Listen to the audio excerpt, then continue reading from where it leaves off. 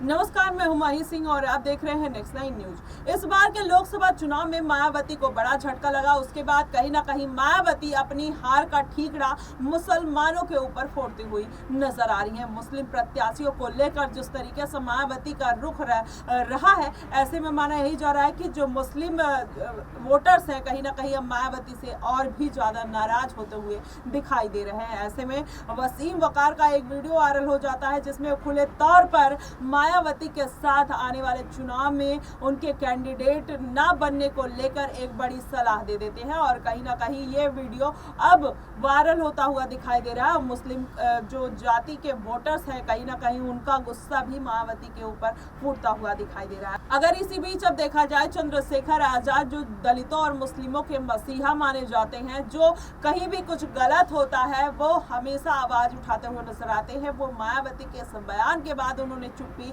क्यों साध रखी है। अब लोगों को ये बड़े सवाल खड़े हो रहे हैं। अब ऐसे में यही देखना होगा कि क्या एक बार फिर से मायावती के लिए चंद्रशेखर आजाद आवाज उठाते हुए नजर आएंगे या फिर उनके पक्ष में बोलते हुए नजर आएंगे या फिर विपक्ष में। जनता को इस बात का पूरा इंतजार है कि मायावती ने जो स्टेटमेंट दिया है क्या वो सही है। 35 मुसलमानों को उन्होंने प्रत्याशी बनाकर मैदान में उतार दिया। उसके बाद मायावती 432 सीटों पर एक भी सीट नहीं जीत पाई, तो इसका ठीकरा कहीं ना कहीं वो मुसलमान कैंडिडेट्स के ऊपर फोड़ती हुई नजर आ रही है। वहीं अखिलेश यादव ने पहले ही कह दिया था कि मायावती ने जिस तरीके से आकाश आनंद को नेशनल कोऑर्डिनेटर पद से हटाया है, कहीं ना कहीं इस बार उनको इसका खामियाजा देखने को मिल सकता है और इस बार वो एक भी सीट जीतती हुई नहीं नजर आएंगी और कहीं ना कहीं अखिलेश यादव की वो बात सच साबित होती है और मायावती को बड़ा झटका लगता है। ऐसे में अब जनता का भी जो विश्वास है कहीं ना कहीं वो उठता हुआ नजर आ रहा है और मायावती अपना एक वर्चस्व जो उन्होंने बनाया था 4 बार मुख्यमंत्री रहकर,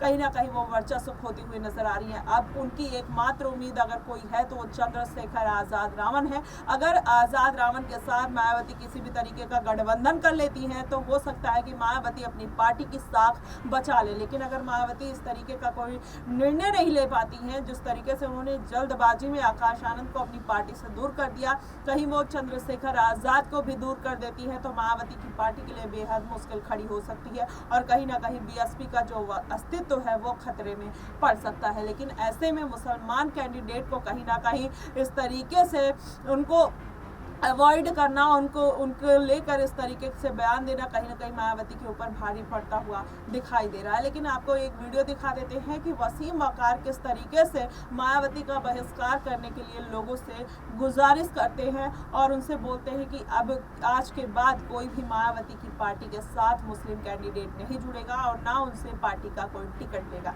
देखिए क्या कुछ कहते हुए नजर आते हैं। मायावती जी का बयान आया कि उन्होंने मुसलमानों को टिकट दिए लेकिन मुसलमानों ने उनके मुस्लिम कैंडिडेट्स को वोट और सपोर्ट नहीं किया। बहन जी, आपसे गुजारिश है कि आप ये बात मत बोलें।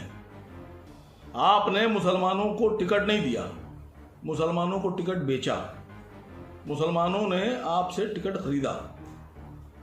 तो जो लोग टिकट खरीद फरोख्त करते हैं राजनीति में, उनका अंजाम बहुत जल्दी जनता बता देती है।